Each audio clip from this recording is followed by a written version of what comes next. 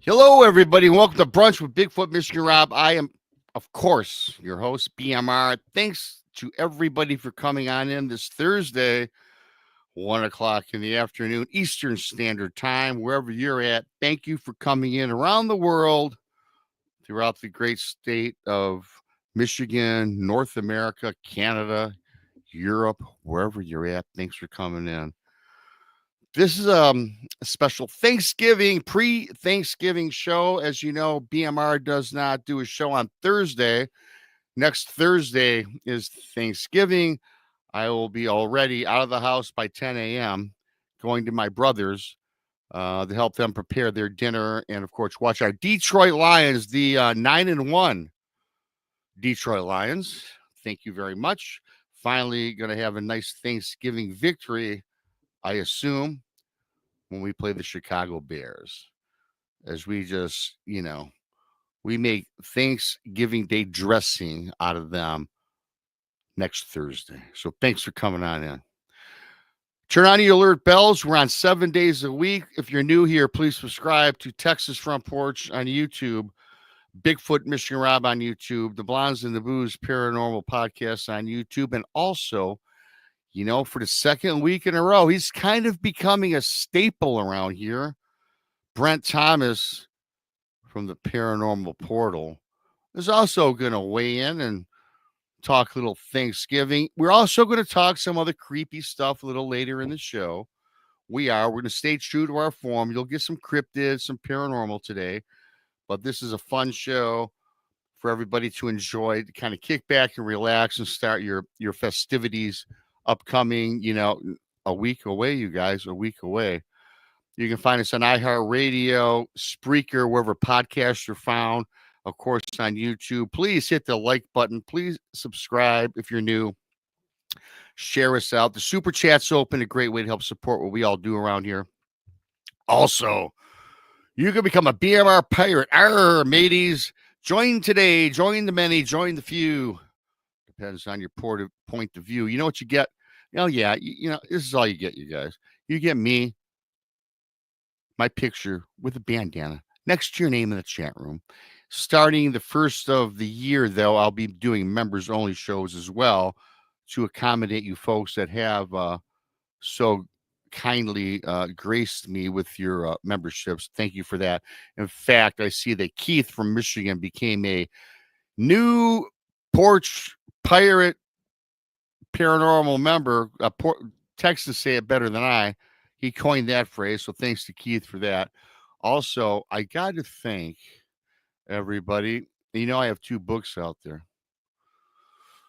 Bigfoot Michigan Rob presents True Cryptid Encounters Book 1 and Book 2, both available on Amazon. Type Bigfoot Michigan Rob in your Amazon browser. Leave a review because it's all analytics, much like YouTube. Again, subscribe, listen on Spreaker.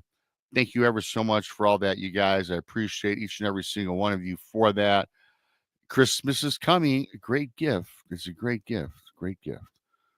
So thank you for that. I'm not going to waste any more time. I'm going to bring up, in Studio B, of course, is text. And now I had to make a Studio C for Brent because Brent's becoming a staple, as I said. So I'm just going to get on with the show, and I'm going to bring up text. Hey. Man. Thanks, Diane, a member for 10 months. Wow. Thank you. And I know I got rocks. BMR rocks. Thank you, Diane. You're awesome. So is Keith. Keith from Michigan. Keith is going to be on a show here in the next month or so. He's got some dogman experiences in the great state of Michigan. Look forward to having Keith on here in the next, probably I'm thinking after January. So thank you to Keith. Thank you for Diane. Thanks for each and every single one of you coming on in. Hit that like button. It does help promote analytics. As I mentioned, it's all analytics. And I'm also now going to bring up a buddy of mine from the Paranormal Portal. Please subscribe if you don't know who Brent is. Fantastic show. Great friend to the channel, Mr. Thomas. Hey, Brent. Hi, how you guys doing? Man, we're doing fantastic, man. Doing fantastic. Skull Vikings. Just saying.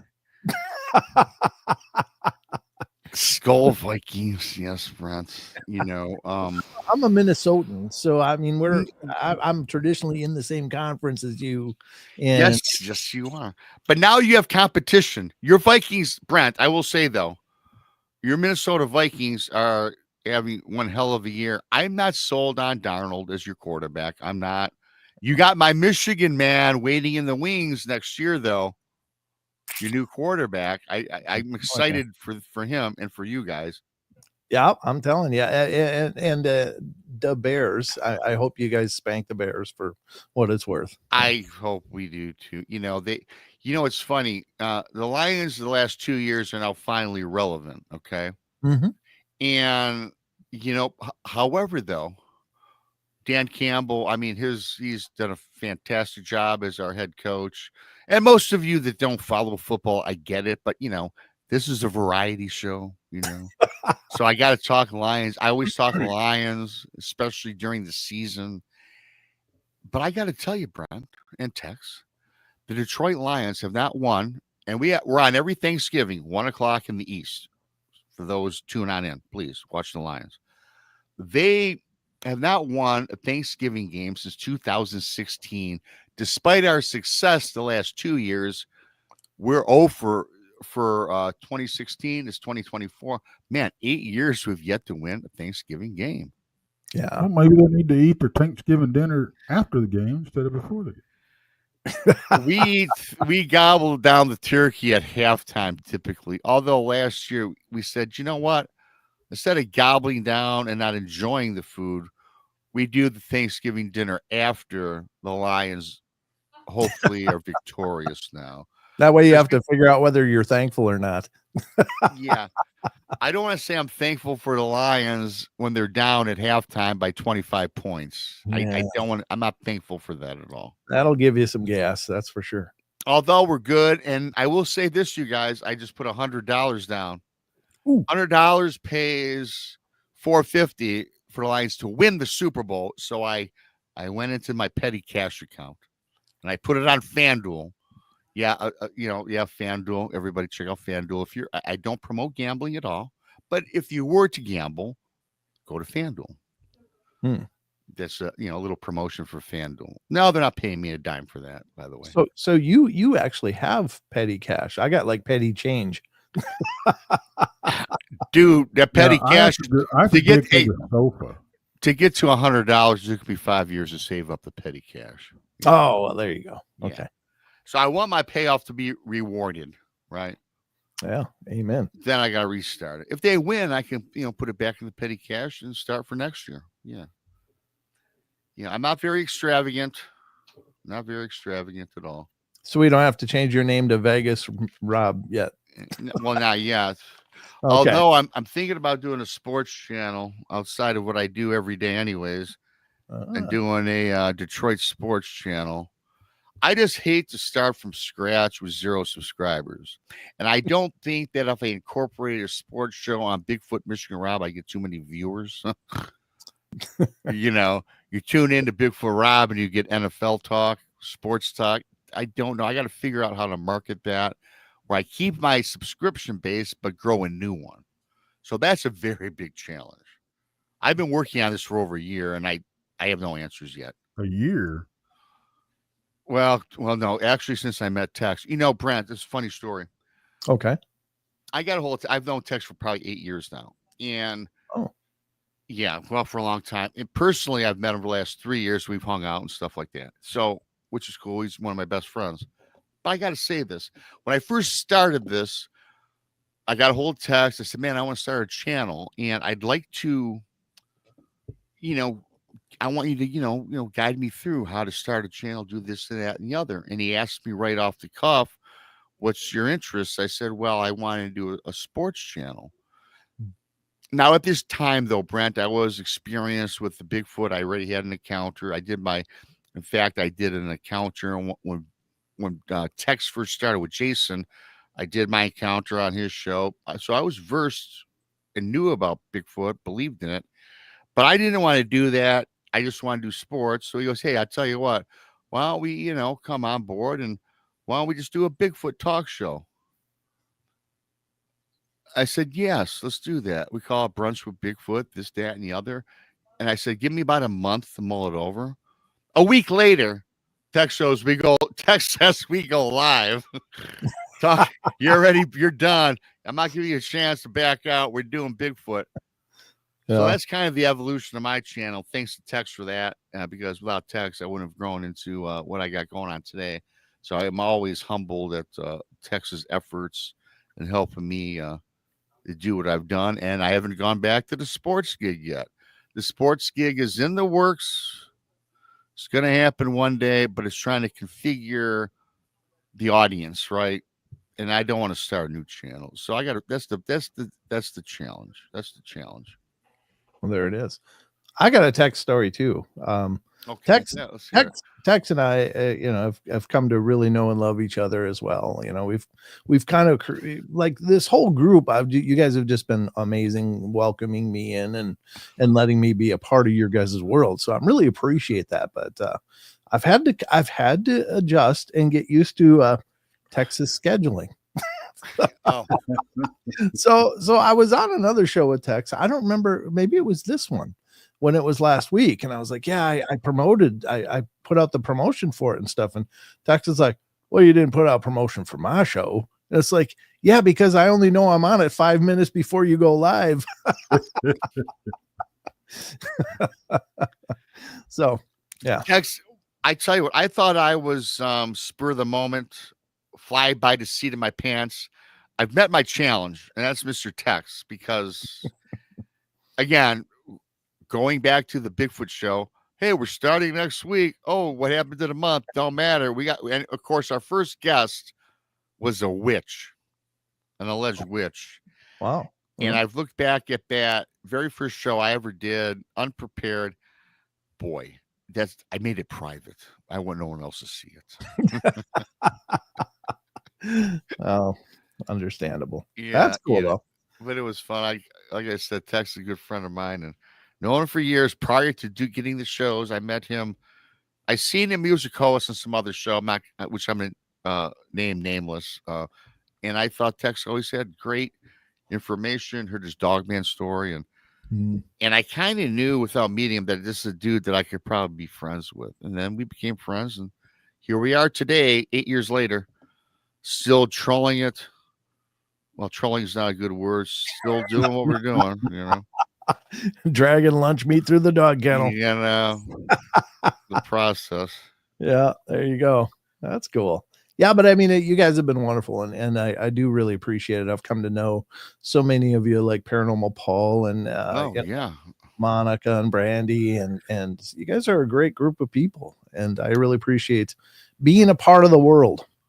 Well, I appreciate it too. As you well know, Brent, I was following you well before I had a channel, and I think I actually did a call in and kind of briefly did my Bigfoot encounter on the phone.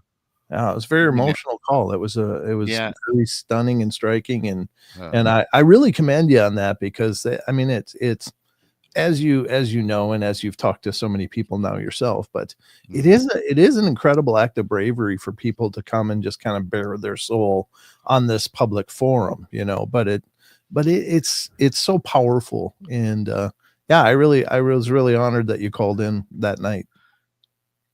No, I did, and again, for me, it was almost like therapy, right? When I went through all this emotional thing. And I got to tell you, I don't recall if it was on your show, but the first time I did my encounter, I was on with Wes Germer on Sasquatch Chronicles, and you know how it's pre-record.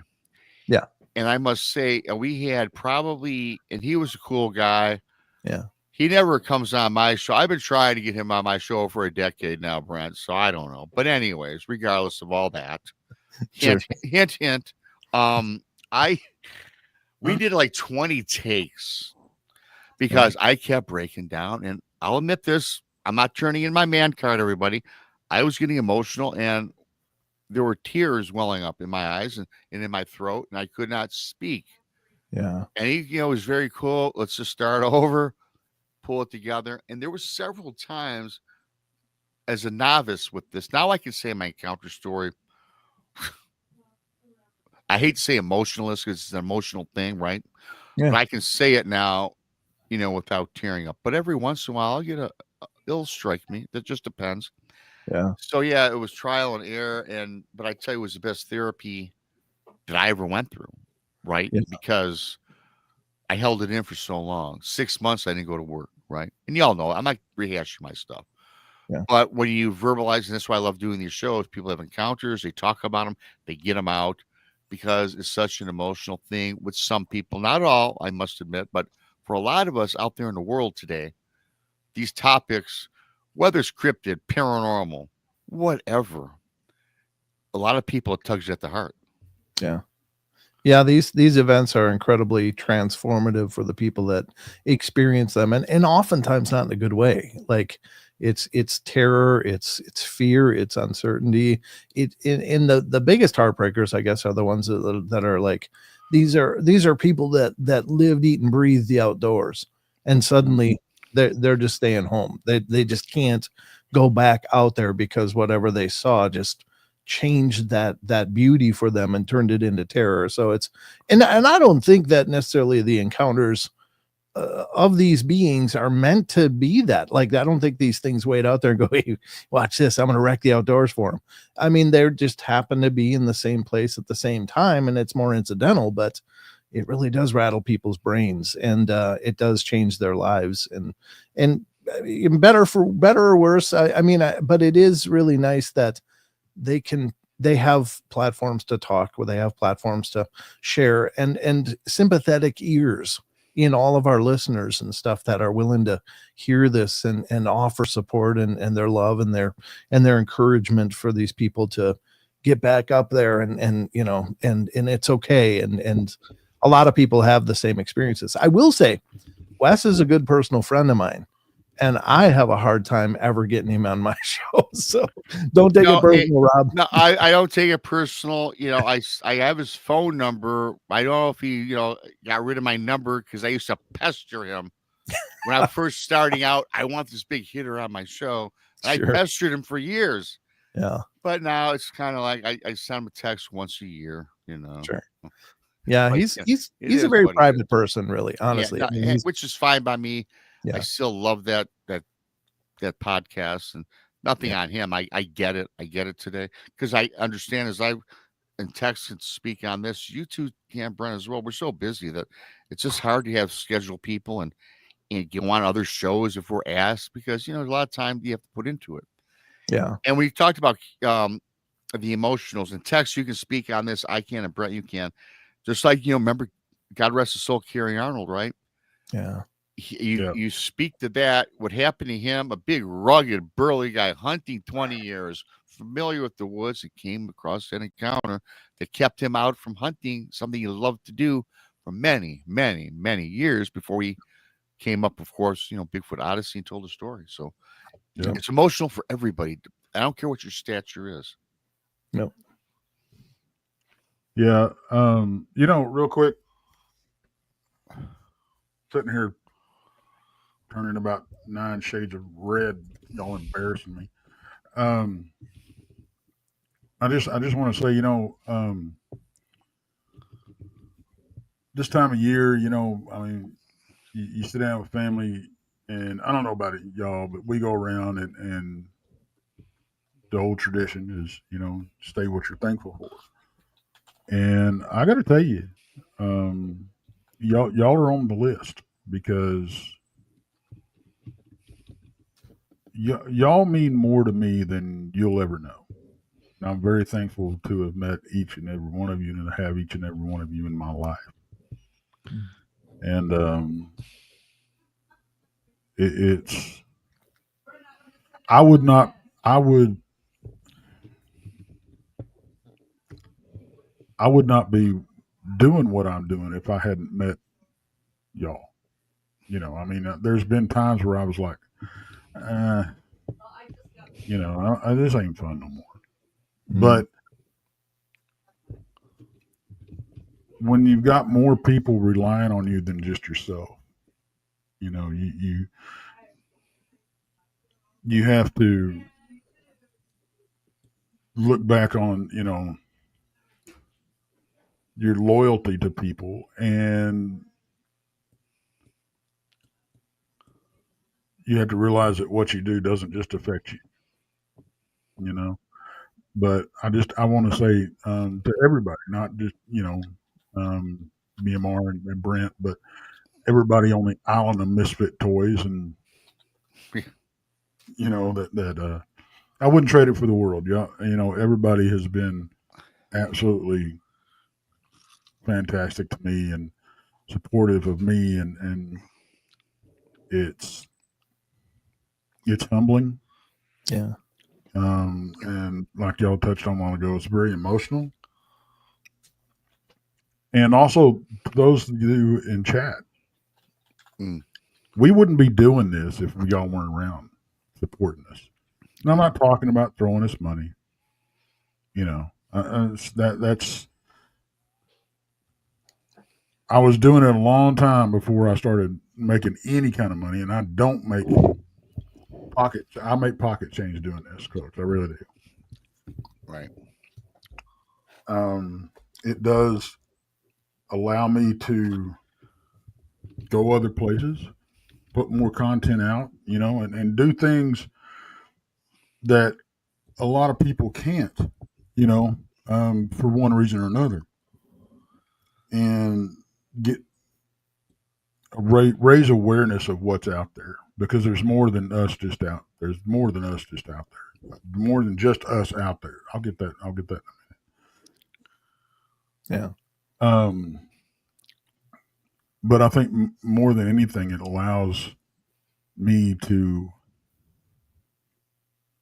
help people deal with their encounters, because like y'all talked about, is these encounters can be so emotional and so life changing. And y'all were speaking on the late great Kerry Arnold. I knew Kerry when he first started, and I knew Kerry when he wouldn't step foot in the woods. And I told him, I said, take baby steps. You'll get there. No, I'll never go back out. Yeah, you will. And right before he passed, what was he doing? He was going. And I used to embarrass the hell out of him, because I tell him I was proud of him. And if you ever met Kerry face to face, he was like 6'4", 230, 40 pounds, big dude. Yeah. But he had a big heart too. And Kerry was such a great friend to a lot of people without people being a great friend to Kerry. Yeah. You could pick, I don't care who you were, you could call Kerry and he would talk to you, because he knew what you were going through if you were dealing with this stuff. And it really didn't even matter if it was cryptid related or not. If you needed an ear to bend, Kerry was there for you. He's very missed. Yeah. Like anybody else in the community, there's people that didn't like him. They had their own reasons. But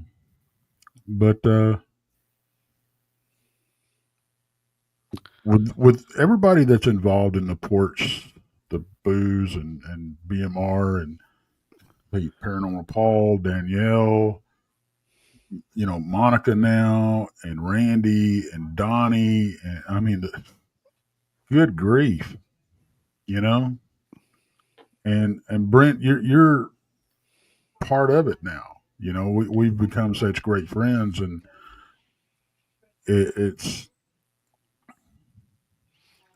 there's just not that many. I look around at all these other people doing the YouTube thing, and there's so many people out there that are feuding. Yeah. And it's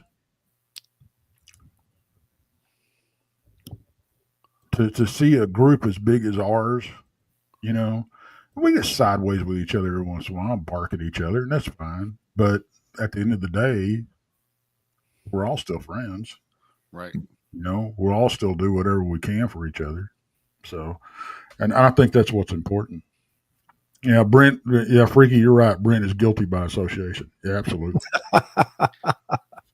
Absolutely. Yeah, there's people in the chat that I'm in contact with, on a daily basis. Oh, nice. That have become friends. I've become friends with. Sure. And these wouldn't trade for the world. I really would. There's people out there that are very, very special to me. Yeah, these communities have definitely become our extended families. All of these wonderful people that show up and just to hang out with us. That's just like, wow. I still get blown away every time I launch a show and people are coming in like it's Cheers. It's like the gathering, and they're all coming in and like there's a Norm and there's a Cliff and there's, there's like the people that are such a core aspect of what we do. And it really energizes us. Like just knowing that you guys care enough to set aside a significant portion of your days just to come hang out and be in community with us. Is such an amazing gift. So if we're talking about things we're thankful for, I think I can speak for all three of us and say, you guys are what we're most thankful for. Yes, definitely. I would agree with that. And since it is the spirit of Thanksgiving, I'm off next Thursday because I don't do Thursday. Like I said, Thursday, I'm off on Thursday. We don't do the show. And if Christmas falls on a show, I'm obviously not going to do a Christmas show because, Christmas is not every Thursday like Thanksgiving. And the other thing, I am thankful for you. It's a Wednesday. Thankful. It's a Wednesday. Well, yes, it's a Thursday. Well, yeah. Did you say it's Wednesday? Yeah, Christmas is Wednesday this year. Is it okay? So I'll be on Thursday. Okay, but we'll all be on for the most part. I don't know who's on Wednesday. The Blinds and Booze have an afternoon show, I think. But regardless, so and I think TEX morning show. We have so many shows now. Turn on the alert bells, everybody. Turn on the alert bells. That's all I have to say.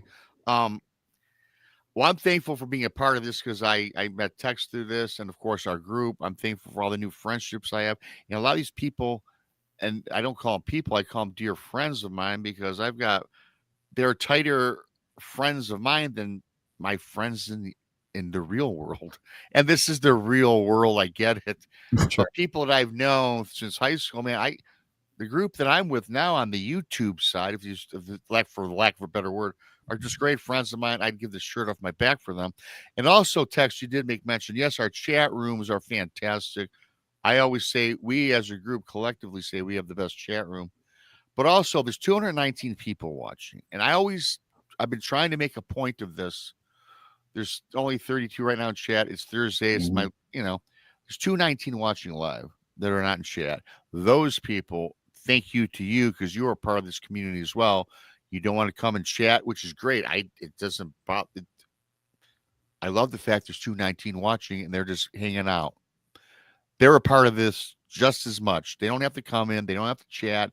But you know what they're doing? They're driving the show. They drive the show just as much as the people in the chat room. So thank you to the people that watch the replays. Thank you for you 200 and it went up to one more that are watching now, wherever you are in the world. Thank you to you as well, because you're a big part of this just as much. So thank you. And I can pull that, and I can pull up those stats because I learned how to do that. So thank you. Ooh, nice. I don't even know how to do that. I mean, other than I can't take credit. Tex showed me how to do it. Yeah. Oh, okay. Is that the YouTube back end you're looking at? Yeah. Yeah. Oh, okay, gotcha. Yeah, that's real slick. Tex, I don't think I've ever heard, and if you don't, I don't know if this is okay to bring this up, but I never really heard how you started. I know how Rob started. I know how I started. How did you start? Yeah, great question. I was at work one night and I was just going through YouTube. We had some downtime and I kept seeing this thing called Dogman pop up. I'm like, what is this? And I started listening and it was people seeing what I saw when I was 16. And I'm like, no, I'm not crazy, And I contacted this this young woman, Danielle, and not our Danielle, another Danielle Stedman. Her channel was Dogman Diaries, and she's not doing it anymore. But I told her my story, and she goes, "Would you come on the channel and tell it?" And I'm like, "Well, sure, if I can do it anonymously or whatever, And turned out I didn't do it anonymously, but whatever.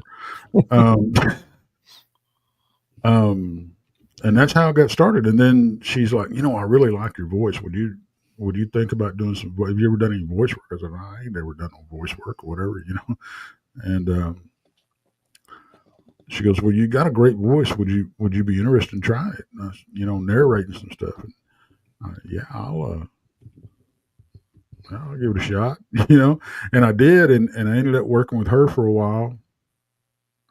And then she quit doing her thing, and I got involved with another channel and did that for a few years, and I started wanting to do my own thing because I wasn't on the same page as they were.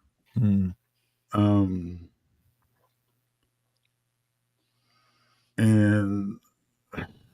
that was 6 years ago. I started doing my own thing, and it just kind of snowballed.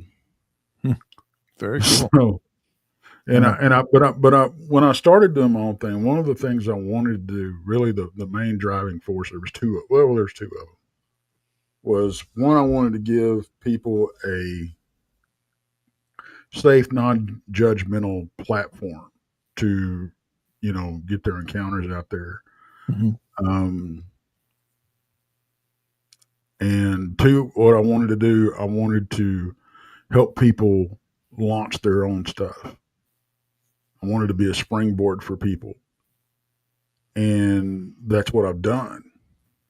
And I have fun doing that. Yeah. And I've helped several people along the way, and I feel great about it. The way I look at it is their success is my success, and I love going out in the field.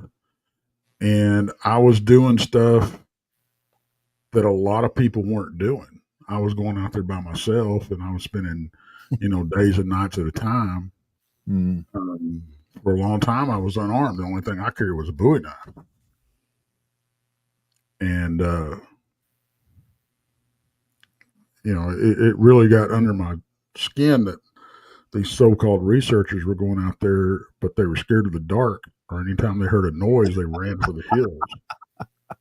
Yeah. And so that's how it started. So, yeah. You first aired your encounter on somebody else's show, right? You didn't just go right into your show. Your Bigfoot, Dogman encounter was public prior to the Texas Front Porch, correct? Yeah. The first time I told it on a show, it was Danielle Stedman's Dogman Diaries. Yeah. Okay. Yeah. Well, I guess, Brent, you know how I started. TEX started. For people that don't know you, how'd you get started with the Paranormal Portal?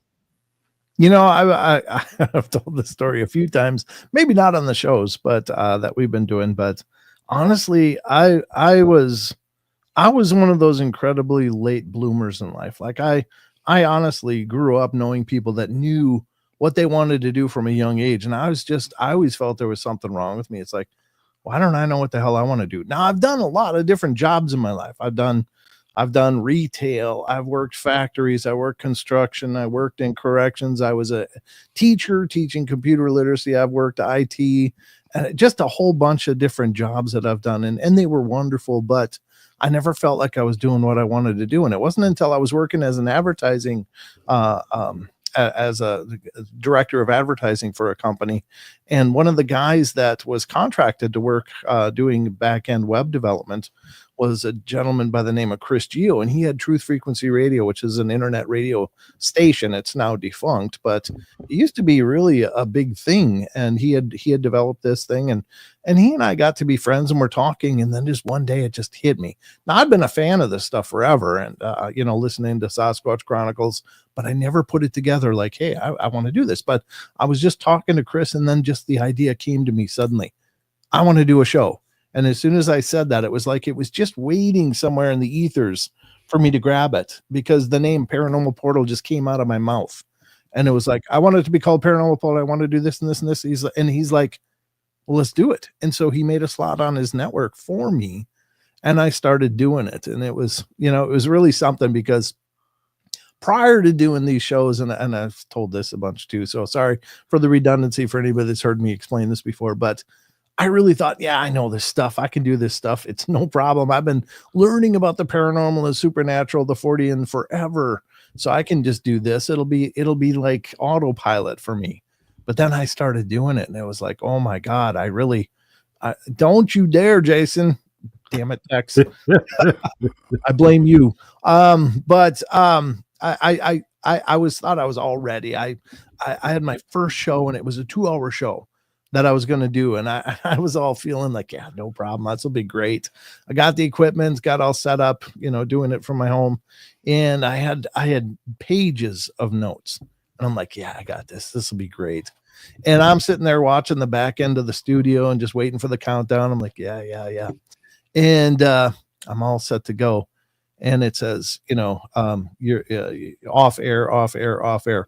And then the light went on air. And all of a sudden the stress hit me and the panic hit me.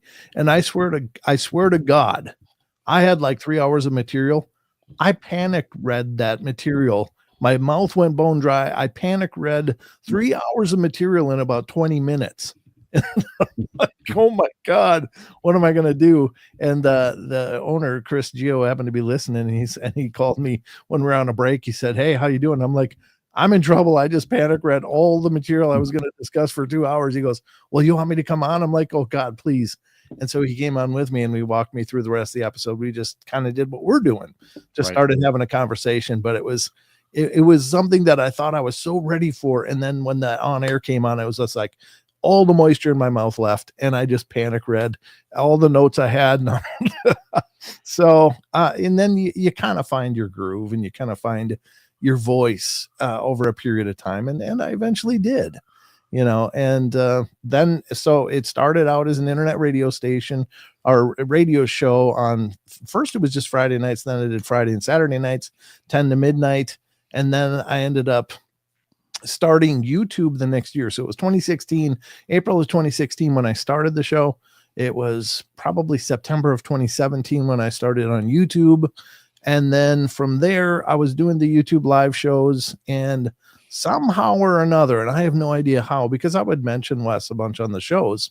I was like, wow, I was listening to Sasquatch Chronicles, or I used to listen to Sasquatch Chronicles. I'd mention it all the time. Well, somehow Wes became aware of my show, and I don't know if he's out there trolling different shows just to see or what. I never did ask him, how did you find my show? I should probably ask him. But I used to have call in, as you know, Rob, because that's when you called in.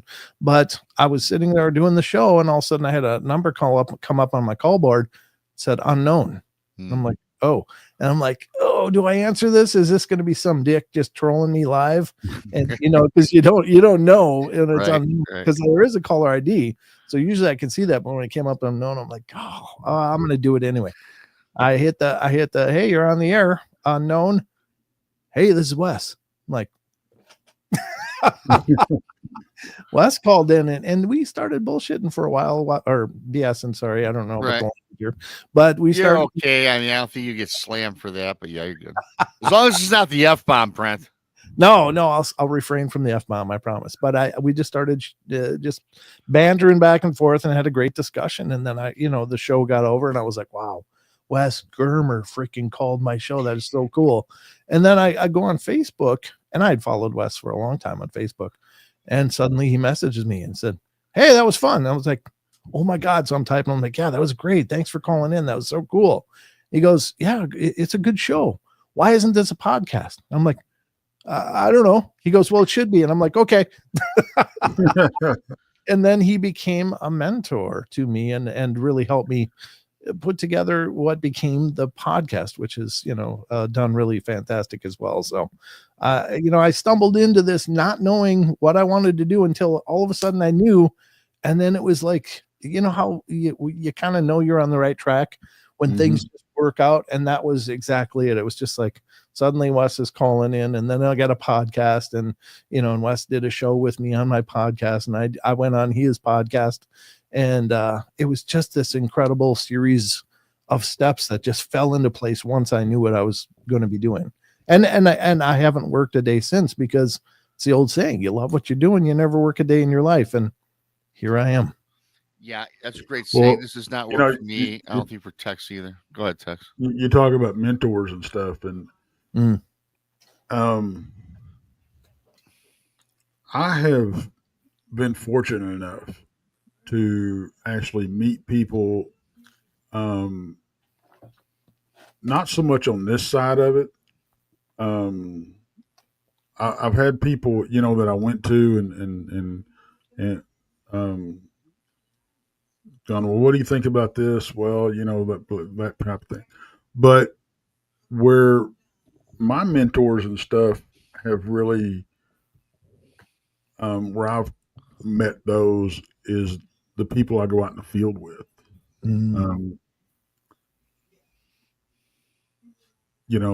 Gary Spike Sr., I call him Pops, and I think most everybody now knows when I say Pops, they know who I'm talking about. Has been a godsend. And me and him don't see eye to eye on a lot of stuff. We really don't. But I love that. I love having that out in the field with me, because when I started going out in the field, I wanted to bring different aspects to the field research, because I found out real freaking quick that you can go out looking for these critters, and that's not all you're running into. And I've said this 1,000 times, but any cryptid researcher worth his salt has experienced stuff that he cannot explain, that is, that's either otherworldly or of the paranormal realm. They may not admit it. There's a lot of them out there that won't. The apers, they want to stay away from that woo paranormal supernatural side of things, because they're afraid they won't be taken seriously. And I kind of get that. But the more and more that we get into this, we're finding out that there is more than meets the eye to these things. I don't think, I have a different opinion than a lot of people that listen to my show, and a lot of people that listen to all these other shows. I have a different opinion than people that go out in the field with me. But it doesn't do anything but expand our experience and the ways that we approach the subject. Because, as I've said a 1,000 times, if you're not willing to go, what if, and move your ego out of the way. If you're not willing to go, okay, well, what if this is possible? Maybe this is possible. And you have to look at, just not automatically dismiss everything, because you're selling yourself short if you don't. You're boxing yourself in. And because there is stuff that happens out there that you just can't explain, and you have to try to figure out where that is. So one of the first things, I wasn't the first person to do it, I don't think, but I was among the first that started taking paranormal investigators out in the field with me to do cryptid research, because we were dealing with so many different phenomena,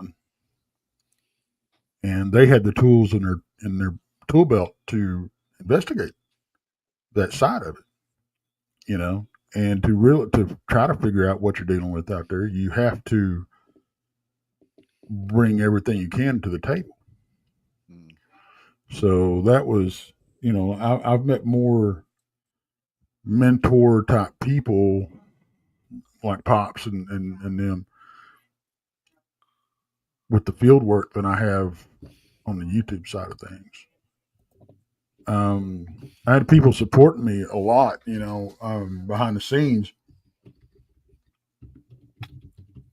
Where I would go to ask questions and how do I do this and how do I do that and that type of thing, and people would share me out and that type of thing. That got me started, or helped with me. It was disappointing that one of the people that I was very involved with at the time got butthurt because I wanted to go out on my own thing, do my own thing, and he no longer had control of what I did. It's like, really, But I'm glad it went that way. I really am. I wouldn't be where I am today. But I'll take my hat off to you and Rob and so many others out there that do a solo show, because I suck at doing solo shows. Oh my gosh. If I don't have somebody else to talk to, I'm useless. Yeah, I only do a solo show when I have no other choice. Because I'm not one to sit here and talk to myself. Well, thanks for that, Tex. I like doing them once in a while. I don't do them every day because I got to tell you, when I do a solo show, I don't go 90 minutes because I can speak for 90 minutes, but 60 minutes talking consecutively without a break, you need for those who go 3 hours, kudos to you. 60 minutes is my max. It's not that I run out of things to say. I'm just ready to quit talking. Not because the voice, I need the water, to lube the vocal cords, I like to mix up. Well, but what's great, we've evolved though. And Brent, your show has really evolved, because if everybody goes back, subscribe to Brent Thomas on the Paranormal Portal, and you got to go back. He's been doing this, I think, 7 years. I could be, I don't know, Brent. 8. Eight. Okay. Yeah. Brent has evolved from his first year through today. The way he's done his format, the way he does his background, the way he has guests, sometimes not, but it's kind of, he does news now. But Brent has evolved, and you're always getting something different with Brent throughout the years. And that's what we try to do with our collective group, is evolve and be different, more variety inspired shows. So Brent, you have most of the people, and I've watched, I go, this is kind of our job. We review other YouTube channels to see what they're doing, what's different, what's working. Sure. And your thing in your show really has evolved from inception till current day 2024. So I do, it's one of the things I admire about you is you keep it fresh. Yeah. And you've gone through a different co-hosts, and you do a great job. And I know we're thankful for everybody's shows, and you can expound on that. And I'm also going to get into, I want to ask both Tex and Brent about your worst Thanksgiving Day occurrence, and I got a story to share a little later. But Brent, going back to your channel really quickly on your podcast, was that when you? Because I tried to get that ingredient for evolution in the podcast.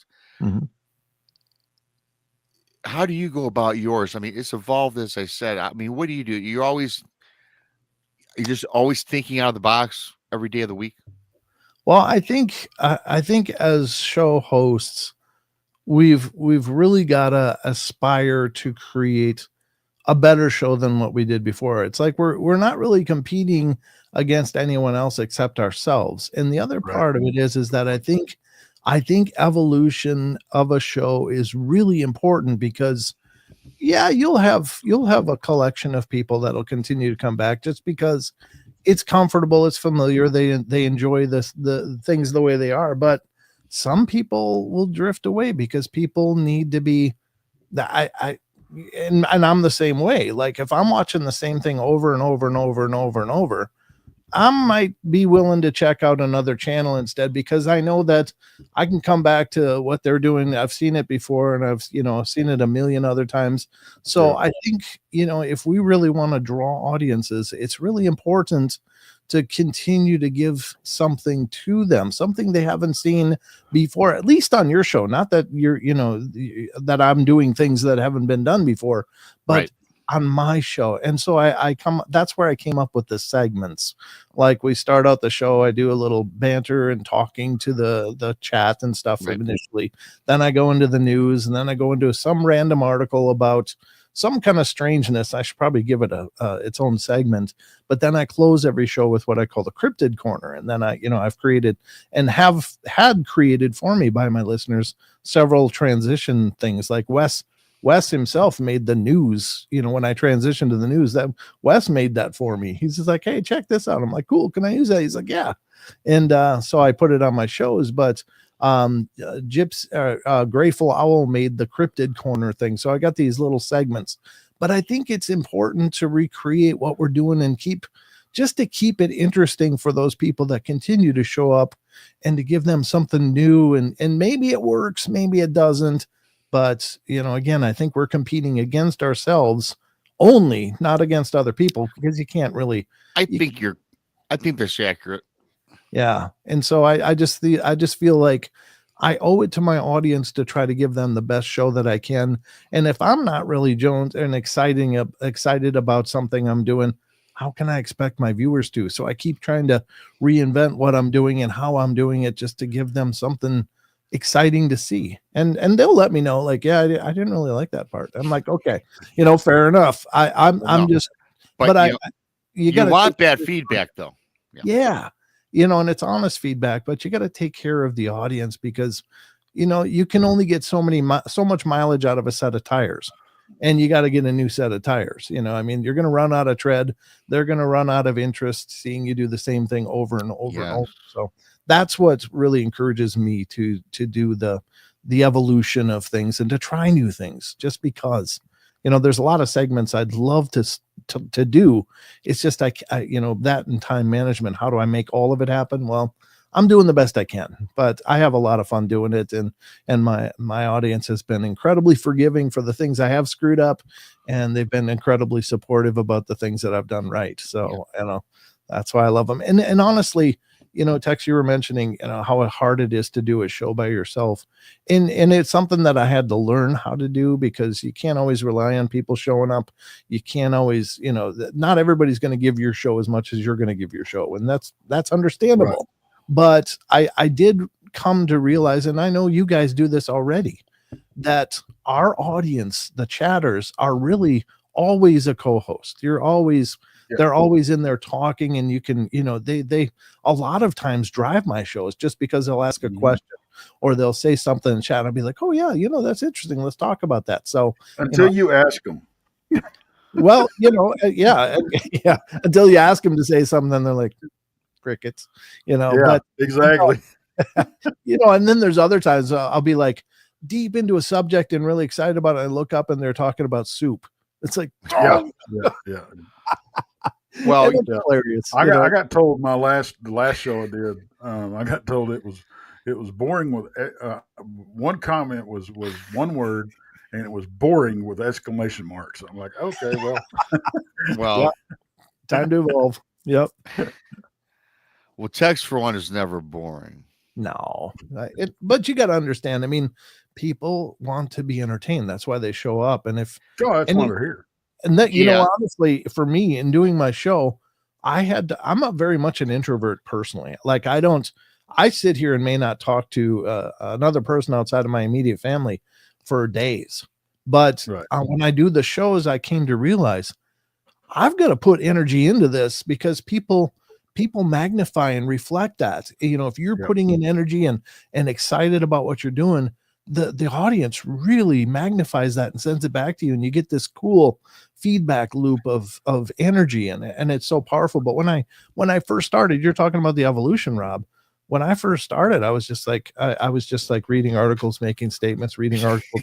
It was just like, oh yeah. I gotta do better. I gotta I got to bring the energy to the people that are taking their time to watch, and they're going to give it back to me in tenfold. And it's just really cool.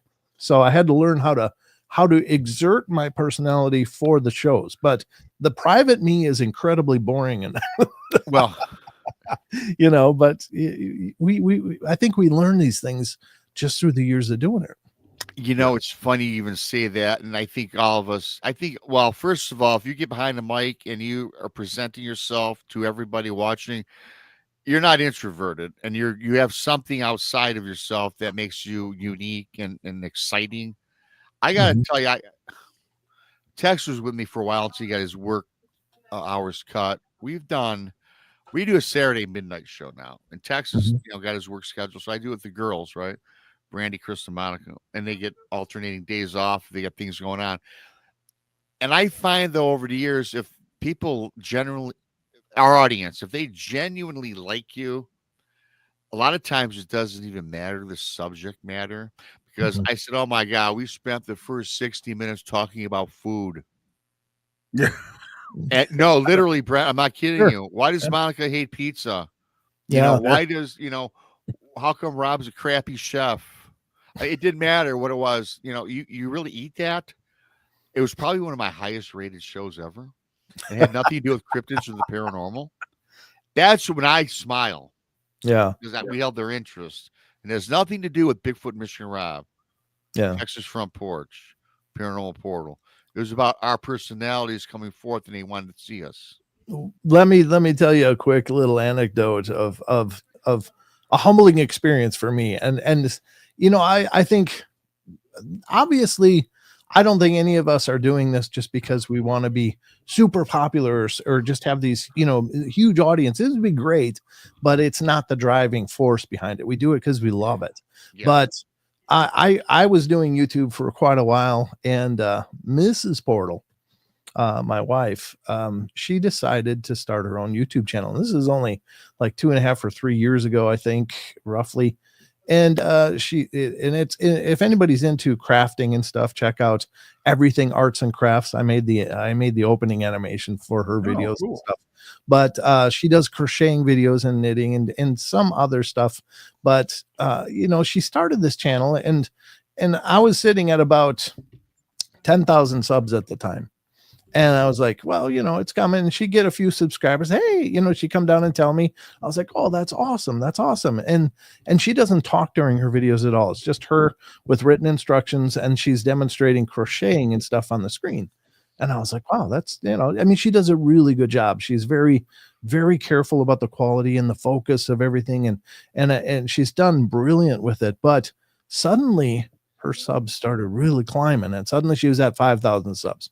Then she was at 7,000. I'm like, wow, what the hell's going on? And then somebody saw one of her videos of a neck warmer that she made. It's a really beautiful neck warmer, a crochet project. And somebody put it on Pinterest, on a huge Pinterest channel. And she got like over 1 million views on that video. And now she's sitting at like 36,000 subs in just a few years. That's great. And I'm at like 14,000. It's like, oh my God. But hey, I'm just at almost 6,000. Well, and that's wonderful, but it's it's amazing. I'm like, what am I doing wrong? I don't think we're doing that. We're kind of just in a niche, It's a niche market, when you're talking. That's why I think the evolution of talking different things. Like, hey, when we all text, this. When we all first started was cryptids, Dogman, Bigfoot mostly, then Dogman. Yep. And then, I'm introducing other things. You are as well, Tex, UFOs and aliens, lost civilizations, time travel. And I think it takes a while to catch on for certain people, right? It does, because I got to tell you what, if you go to a ufology channel, they blow the water away from a lot of channels because people love that. We do ufology. My views are 50% because no one knows to speak about it, right? That's what it is. I did a great show last week with Chrissy Newton. She has her own TV show, for God's sakes. That was like a low-rated show, but it was one of the best shows I did. Very well spoken, very known in the ufology, not so much in cryptids, right? So it just depends until you break through that threshold, right? Yeah. And so that's what it is. And the Let more me you just do show you that, Let me yeah, show you please. this. I'm gonna share my screen. Go ahead. And what does she got? She's got 30, I guess 33,000 Do is I what have to she's. add that or text? Yeah, I'll just get it. show that I got screen. it. What Oh, there you go. this is her channel, and this is the stuff that she does. But it's such a broad audience of people that would be interested in this kind of stuff. But look at this, 1.1 million views. This is the My one. Lord, that's fantastic. Wow. That's And awesome. she's brilliantly talented. No, in all fairness, but I mean, in just a short period of time, she just blew up like that. And I mean, it's still a very moderately sized channel, but it outpaced mine by a long shot. And I'm happy for her. I'm very proud of her. But No, I am too. I if would be only too, man. if only I could crochet. I'm just saying. Well, that is fantastic. Yeah, it is really cool. That is awesome. Yeah, I mean, I'm not trying to slide in a promo here. I just no, for, I mean, in fact, send me the link. should. I will definitely subscribe. I will tune in. I will see. Yeah, 1,000,000 views. I'm watching this. That's fantastic. That's fantastic. In fact, I've got something in the works, and I don't know if I'm going to do it by myself or not. Tex kind of knows this.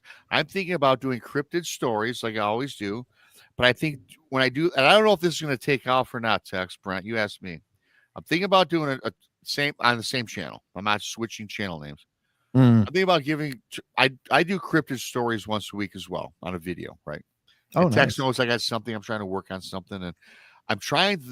I might do a live show where I'm going to tell some stories, but I'm also going to be cooking in the background. Oh, cool. I'm trying to set up my kitchen where I can film it, where I can, come up with my recipes. As I'm telling a story, I'm going to be cooking in the background live, right? Oh, but there's too much production quality, and I have to buy a new camera setup. But I think that would be popular. All these cooking shows are fantastic. Well, Danielle just started her own channel not long ago. Yeah, okay. Danielle Tea Time with Tea Time, yeah. Duchess Danielle or Danielle Duchess. And that's what she's been doing. She's been filming her mother make all these recipes because Danielle can't boil water. So but she's been filming her mother making all these Eastern European recipes. From back from her old recipe. And I'm like, and we've all been talking about doing cooking stuff. I know we have. People love it. They love when we talk food. Yeah. So I'm supposed to do a couple of episodes on her channel. Making different stuff that I make because I love to cook. Just like Rob, I love. We both love to cook. Oh wow. But I cooked competitively for a while. Me and my wife did. Yeah. Should make a Dogman brisket, and then you can talk about Dogman as you're making a brisket, and There you go. Yeah, you should. You can combine both worlds in there, and it'll be the best of both worlds. Can you imagine if that got misdrewed, the havoc that it would wreak? That I'm cooking a dog brisket or something. Because it would go that I guarantee you somebody would misunderstand what I'm doing. Sure. Yeah. Well, I tell you what, controversy is never a bad thing. No. And maybe I could do a Bigfoot brisket. There you go. And with that, you guys, it's a great segue because there's a couple things for everybody listening. Yes, we're going to do cryptid things. I've got a cool cryptid encounter I want to share with you guys. However, in the spirit still of Thanksgiving, I want from Tex and from Brent your worst Thanksgiving fiasco in the kitchen because I have one to share. But I want you guys to think about it and mull it over because I have to run away for about 90 seconds and we can come back. And then I've got mine, and then I got a cool encounter from my book that I want to share and give your thoughts. I got to take a minute. Okay. And I'll be right back. A little twisted says, I used to compete cook. Always win on calf fries. I love calf fries, Twisted. I don't think I've ever had calf fries. Is that I like don't know where you're from, Twisted? Is that like mountain oysters? Yeah, Rocky Mountain oysters. Yeah. Okay, I do like those. I've had those. Well, I do too. I mean, yeah, they're pretty nummy. And there's a couple of different ways to cook them, and they're good either way. But sure, you know, when this last time out in the field, when we got blown away, because 60-mile-an-hour winds come through and just destroyed our camp. Yeah, and oh, you're up near Amarillo. I tell you what, next time I'm up through that neighborhood, I'll try to put the word out, and maybe we can have lunch. And that's another thing, guys. If y'all are around Fort Worth, Texas, y'all holler at me, send me an email, shoot me a text, whatever. I'd love to go. I'd love to meet y'all. So we can go do lunch together. Same thing. I've had people reach out to me that actually made it up to my neck of the woods. And almost nobody comes up to North Idaho. But if you're in North Idaho in the Sandpoint region, let me know. Yeah, we can go have a coffee or something, huh? Don't you know? You betcha. But I don't even remember what I was talking. See, that's my problem. That's why I can't do a solo show. I forget what I'm talking about. Fair enough, sir. Fair enough. But I tell you what, it's a pleasure always listening to you talk. Whatever you're trying to say. We're not always sure, but we like listening to it. Exactly right. Take me 30 minutes to figure out what the hell I was talking about. I'm really looking forward to coming down there and connecting with you guys and doing something. I think that'd be wonderful. I need to talk to you when we get off the show, because we're going back out to investigate where we just left. Oh, nice. Okay. So if you'd like to be a part of that, we're going to go in January. So that should give us plenty of time to. January. Wow. Yeah. Is it still warm down there in January? In a word, no. Okay, but it's probably warmer than here. Yes. I'd probably be in Speedo in Texas just because I'm, Probably, yeah. Which I don't envy anybody having to witness, but I'm just saying. Oh, I'm taking pictures. No, you're not. Oh yeah. I'm surprised because I took a bath in the creek this last trip. Oh, and oh boy. I went stripped down and nothing. I'm wearing my boots, my drawers, and my hat. I don't know how that didn't make it on a phone somewhere, but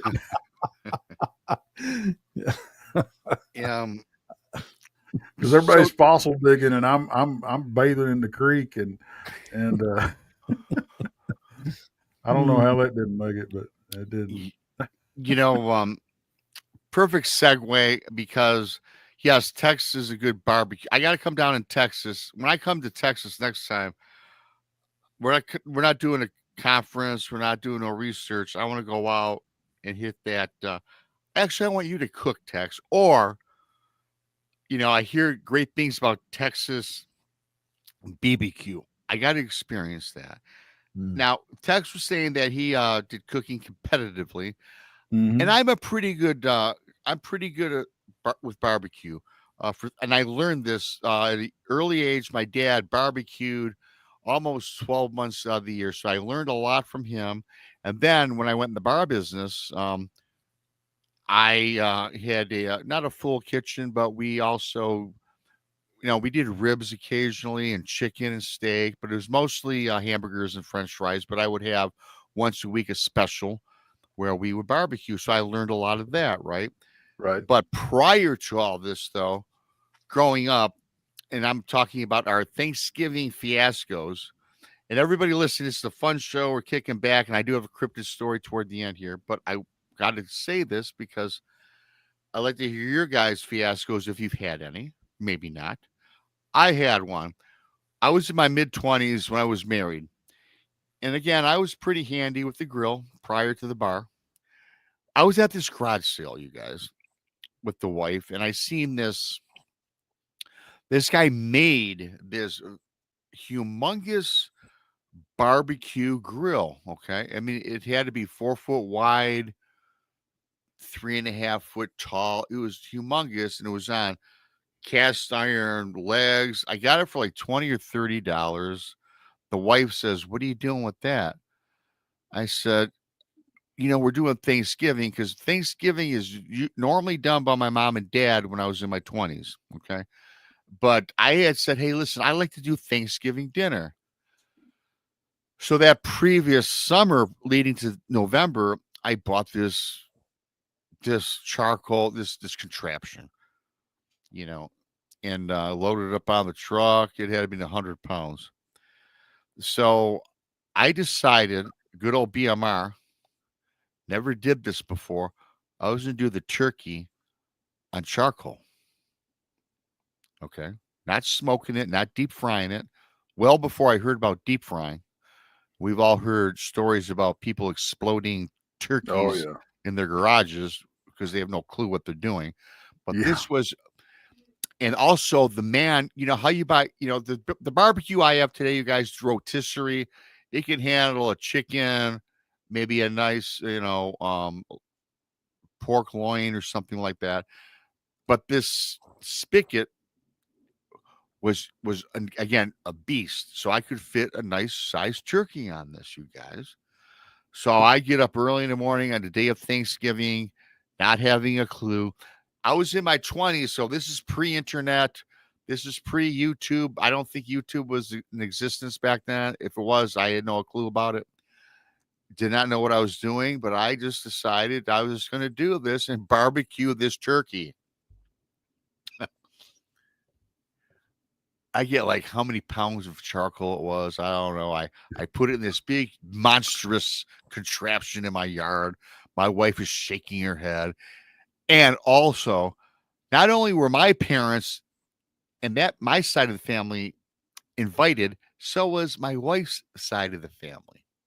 So we were breaking tradition. My house, be there 1:00. I'm up at 6 in the morning. Don't know how long I'm supposed to cook it for. Nothing. No idea, you guys. It took me forever to just get the turkey, on the skewer with the rotary motor to spin it. Heating up the charcoal, it's white hot, right? I put it on. I baste it with all these juices. I even injected stuff in there. And about 6 in the morning, I start this project. Wife's in the kitchen doing the other side ingredients, the side foods or whatever. Guests started arriving around 12:30. Of course, football's on at 1. And I said, "Yeah, when's dinner?" I said, "I don't know, maybe around 2:00, whatever. I don't know. I have no idea. Novice, never did this." All of a sudden, I hear this boom. My dad says, "What the hell was that, Rob? Something out in your backyard exploded, man." I'm like, I'm not thinking the turkey that's been in this cast iron steel contraption. Smoke is emanating, yes, from this thing I bought at the garage sale. I grab these gloves, I open it. My turkey is on fire. It is on fire. There's a big 4-foot flame coming out of the contraption I bought, right? Just like Mom used to make. And then like a dummy, I throw water on it, made it worse. Ooh. My dad, a safety guy, goes in his truck and he has a fire extinguisher. And he just unloads on this turkey. My wife wants to divorce me at this point. Needless to say, that turkey, you couldn't get any meat out of it whatsoever. It was cindered to the bone, you guys. Oof. So yeah, and all the families, or some people were invited. I didn't even know who they were. It was there was like 30 people here at my house, right? So did you break out the chips and dip at that point, Rob? Well, yeah, the wife's crying. You're an idiot. And I'm being PG-13 with the verbiage. Sure. everybody chipped in, and we all bought carry. There was, I guess there was a catering service that somebody in the family knew about that happened to not really be open, but kind of said, "This guy really screwed up. Can you help out? He's got, all these people here." So whatever the bill was, the whole family, they all nicely, graciously pitched in, and we had it catered that day. That, you guys, was horrible. I did not hear about. In fact, that story is brought up every Thanksgiving. That's what. How could it not be for the last 30 years now? When Rob blew the turkey up. How did it blow up? What? How did that happen though? What'd you inject it with? Nitroglycerin? Yeah. What do you give it a nice whiskey marinade or something? And boom. Later on, it's a great question. Later on, I'm trying to figure it out myself because I didn't, I started the charcoal with, your basic charcoal fluid. I did not use gas, but it had to be whatever I injected in the turkey. Then I remember going over, I bought all this seasoning and I mixed this concoction together. And you guys, I was just, being a mad scientist. I really was. And I read on one of the packets, if overheated is combustible. Ooh. One of the packets. Well, there you have it.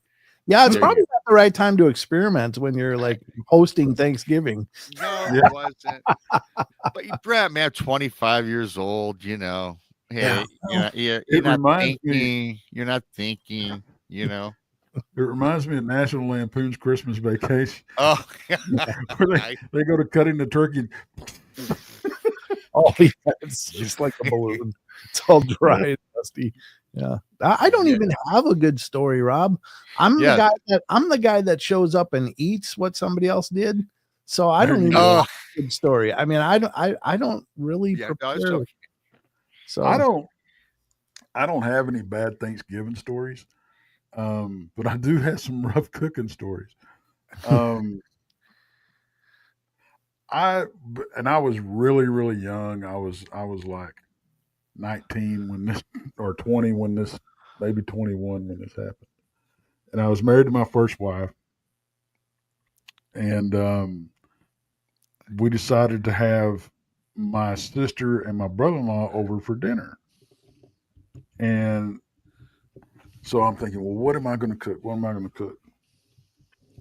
I decided I was going to cook chicken cordon bleu. Very good. Nice choice. Nice selection. Now I wasn't up to speed on a lot of stuff. I wasn't a good cook at that point. I was just,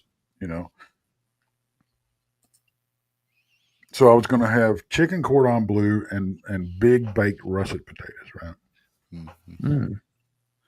So I get these potatoes, and they're like 4 pounds a piece. They're huge, right? Oh, geez. And yeah, this is Texas after all, so that makes sense.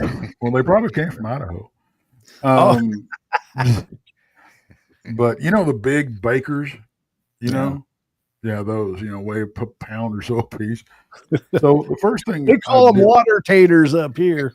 Oh, do you? We call them bakers down here. No, I'm just kidding. I just made so that up. I throw these things in the oven, and I kid you not, I cook these things for 2 or 3 hours. Okay.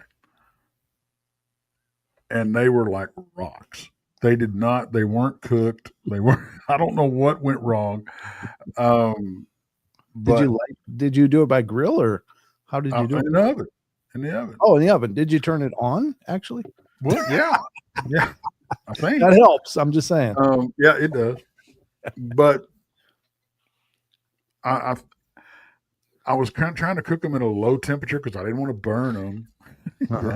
Yeah. And so I had them at like 200, 225 degrees. Ooh. Yeah, you need like a weekend for that kind of tater. Exactly. Which I didn't know, Yeah. Well, and I really didn't understand what chicken cordon bleu was. As long as it didn't blew up. Ha ha ha. Yeah, Rob did turkey cordon bleu. Yeah. I cooked, and I went literal with it,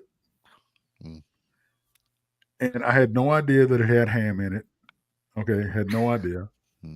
Yes. In my mind, it was blue chicken. Oh boy. You were how old? I was like 20, 21. Yeah, okay. I pass on that, much like myself. Yep. So I season up these chicken breasts, right? And bathe them in blue food color. Oh boy. And did you have a recipe at any point? Was that part of this? No. I thought I knew what I was doing. And I was arguing with my wife at the time. She was like, that is not what you get. Yeah, it is. Huh. Wow. So my sister and my brother, and I'm like, okay, well, the potatoes aren't done. So I ended up disassembling the potatoes and because they were kind of cooked on the outside, but they weren't cooked all the way through. So I ended up making mashed potatoes with the outside of the potatoes. And then I throw the mashed potatoes on there and on the plate. I'm plating it for everybody. And I set this stuff down in front of them. Everybody, and they got this blue breast of chicken and mashed potatoes. What the hell? Where were you on Tatooine? Is gonna feed the Jawas or what? What's going on? My sister says we seriously need to talk about your cooking skills. Yeah, Oh my God. Well, those are great stories. I love that story. Mine will go down as a classic, and yes, as well as this time of year, there's always a great story, and I've got many. But speaking of stories, you guys, I promise everybody we've gone almost the whole show without even doing a little cryptid thing, so we might go a little bit over because I do want to. And I know Tex has to go to bed pretty soon, but I do want to, for our cryptid fans out there, I got one story I want to share with you guys. And typically, I'm going to read it. I'm not going to, I like telling them from memory, but this is from the book, one of my books, and it's not that long. It's about a 3 or 4 minute read because most of them are longer. But in the spirit, we're going to close it out with a cool, and I think this is a spirited Thanksgiving story or encounter, true cryptid encounter that I'm going to read because I don't want to miss out on anything on this one. Quite frankly, I didn't have time to memorize it. And I want everybody's take on this. And then I just want to hear what your thoughts is on this. And I'm going to get right into it. Tribal Tom and the Sasquatch, okay? This is from book 1, I do believe. And again, I'm just going to read it and go through it. And really quickly, I'm going to start right now. Washington State near Mount Rainier, fall of September 2017. In a report issued by a man who wants to remain anonymous, and this is sent in to me, you guys, we can refer to him as John, who tells the story of Bigfoot roaming the depths of Bumping Lake, Washington State. John lives in a village in Washington where the majority of its residents are of the Yakama tribe, and they've been residing there for several decades. Throughout the years, John has spent many a night sitting around the campsite listening in on the elders' strange stories of Sasquatch and the many paranormal sightings that have been witnessed during the years. John felt honored after a decade living amongst the people of Yakama that they finally let him sit in on many of these stories. And in particular, he quickly became friends with his neighbor. He was one of the most respected of all the tribal community. This is Tribal Tom. The two men became good friends. John affectionately called his neighbor Tribal Tom. One night during a campfire, John was engrossed in the night storytelling and whispered in Tom's ear, I need to experience one of these tales. So John is telling Tribal Tom he needs an experienced Sasquatch from all these stories, these tales, right? So the next morning, John got his wish. Just Tribal Tom stopped over while John was finishing his first cup of coffee. And when Tom told him, "You have an hour to get ready," John excitedly knew that what his friend meant, and started to pack up for this adventure. It took about 2 hours' sight from where John had left his car, and was accompanied by Tom and three other men from the Yakama tribe. Upon arriving at a spot that suited their camping needs, and they set up with their camp, Tom told John that we were going to take you to a sacred spot. Tom was excited, but a little bit concerned, as he thought perhaps they would start fresh in the morning as darkness already befallen. But without question, he made no complaints, and they started on their hike, where Tom estimated it to be a 1 mile or so hike. Tribal Tom had mentioned to the group to stop the hike and to crouch down on a small clearing with an animal trail that was beaten down where deer had traveled, or where deer had traveled, and gaze out into the forest. So they're gazing out into the forest. They set up this little spot, Tom and John. 1 hour passed, and John spotted a dark shadow of something very tall with a conical shaped head peer out from behind a tree. In an effort to get a better view, John reached for his night vision and focused on the shadow that he had spotted. He exclaims the shadow gave him exactly what he was waiting to see. More clearly, it was a Bigfoot, tall and muscular, pointed head, and covered almost entirely in hair. Half of the body was visible without a doubt, and he knows this is a Sasquatch.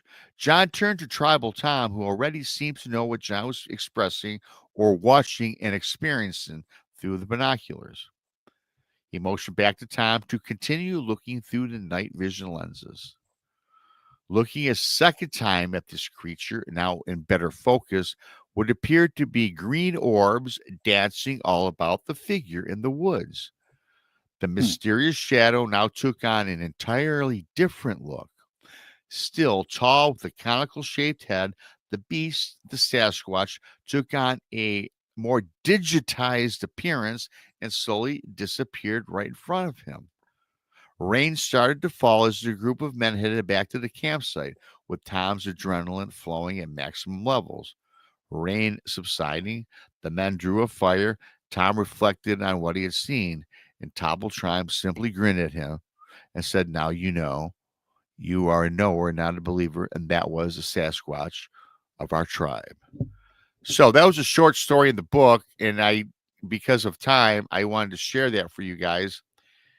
And when I just read that to you guys, I just get, we hear a lot of these First Nations people with Sasquatch. A lot of it is a spiritual entity. This guy saw something that appeared to be conical. It appeared to be perhaps flesh and blood, but then all of a sudden it faded away, got digitized, and the tribal leader told Tom, "Now you know what we've experienced here." So, Brent, I'll ask you, I kind of know what Texas take would be. When it comes to the Sasquatch, you find that more of the stories from the First Nations people are more of the spiritual nature?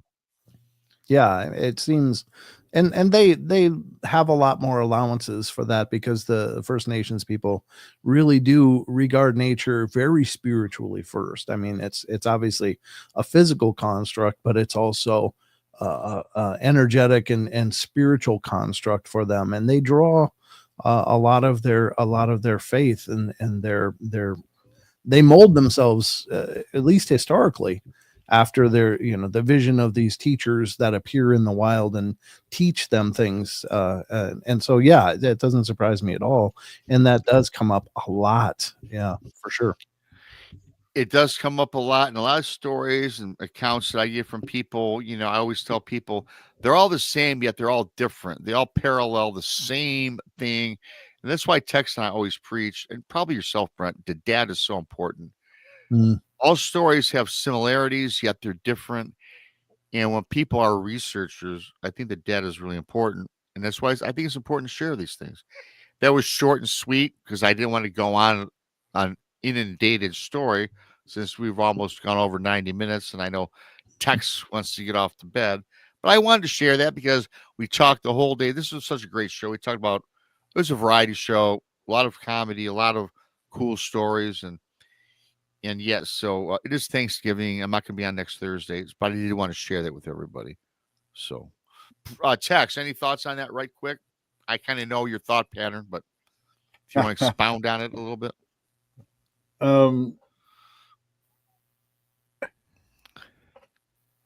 I think it's like I was saying earlier. We talk about so many different aspects to these entities, these creatures, however you want to look at it. That there's more to them that meets the eye. Okay, and I've always felt like we're dealing with more than one phenomenon out there. I still feel that way. I think there's a difference in where we hear encounters of that nature versus the flesh and blood. I think those encounters are happening. I think those they absolutely happen. I've got too many. I know too many of my dear friends that I respect the hell out of that have had these type of encounters. But I'm not convinced that it's all the same thing yet. It may be all connected at some point, but I don't think it's all one thing. I think I think it may be being crammed into the same box, and I don't know that we'll ever have the answers. But I think it's all connected. I think they're all different. I think I'm not going to say I'm on both sides of the coin. I think that there's the flesh and blood. I think there's the paranormal, supernatural element, the spiritual element, but there's other elements that we're not going to get into today. We can go so many different avenues. Yeah. But, like I said, if I get an email from somebody of that descent, it's always more of a spiritual thing, but sometimes not so much. And some, believe it or not, even more on the, dare I say, nefarious side versus the from the forest side. It goes either way, right, Brent? I mean, everything is connected. Yep. Whether it's Bigfoot and UFOs, all this stuff. It mentions the orbs. I think a lot of times this stuff isn't really, maybe, and not exclusively. I'm not saying exclusive, but I think a lot of times this stuff isn't really meant to be as terrifying as we perceive it. It's just we're being confronted with stuff that we just don't know how to process, so it becomes scary. I don't think that that's the intention in a lot of cases, but it's hard to reconcile with our modern sensibilities. Right. Absolutely. So, if you are new here, please subscribe to Texas Front Porch on YouTube, Bigfoot Mr. Rob on YouTube, the Paranormal Portal with Brent Thomas on YouTube, the Blondes and the Booze Paranormal Podcast, Monica Rollins, Our Paranormal World, Donnie Cho Says Stuff, Paranormal Paul, Daniel Diva T, and what's that called? Text T and Tea Time with Danielle. Look that up. Go check her out. I see Duke joined us. Duke joined us late. I always give a shout out to my buddy Duke, World Bigfoot Central. Next Thursday, I will be doing Turkey Day. I won't have a show. I'll be on this Saturday at midnight next Tuesday. Tex, what do you got coming up really quick? And Brent, then I'll go to you. What you got coming up for the weekend? Monday, we are interviewing the landowners of Dogman Ranch that we're in the middle of investigating. So we're going to find out the history. They've been on that property their family has for 150 years. So we're going to find out a bunch of stuff, and it's going to be an interesting show. We cannot give out the location. We cannot give out their names because it's just they don't want to. And I don't blame them. We don't need people showing up there, and everything. But they've entrusted us with, helping them figure out what's going on, and we're doing our best. So we're going to be interviewing them on Monday. and I don't know what we're doing for the true crime show. Me and Danielle on Monday, but we'll figure something out. Awesome. Thank you, Tex. Again, I'm on twice before Thanksgiving. Brent, man, what do you got? Give us your show times and where we can find you, and what do you have going on upcoming? I had myself muted. Rookie. I do live streams on YouTube. It's the variety show every Wednesday, Friday, Saturday at 7 p.m. Pacific Standard Time, 10 p.m. Eastern, and would love to see you guys there. It's also on Rumble as well, and even Twitch. I don't know.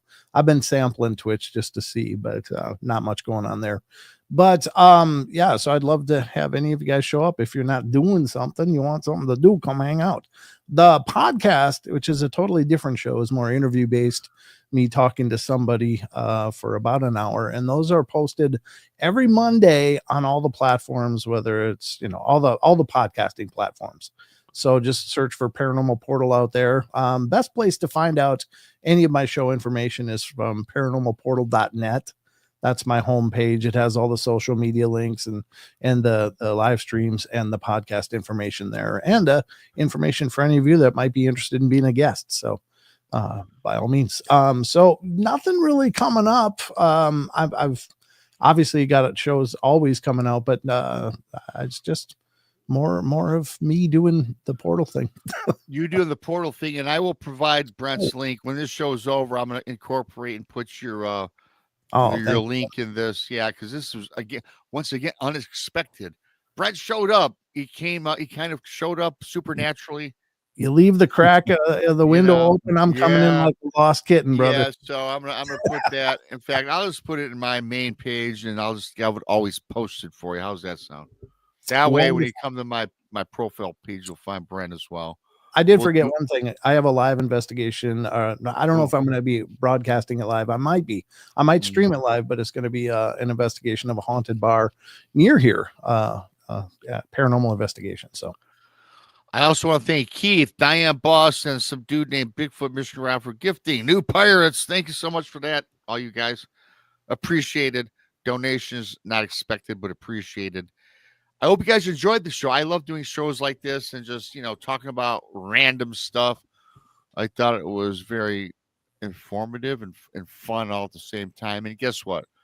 When it's not fun for me is when I hang it up. And I love doing this, and I love everybody out in the chat room and listening in their homes today. I want to wish everybody today a happy Thanksgiving. I'll talk to you in a couple more days too, though. But for those that only watch this show, happy Thanksgiving, and count your blessings, right? Amen. With that said, I have to be like Tex and find the button. I found it. Thanks, everybody. Thank you, Brent. Thanks, Tex. Thanks for having me, guys. See ya. We're out.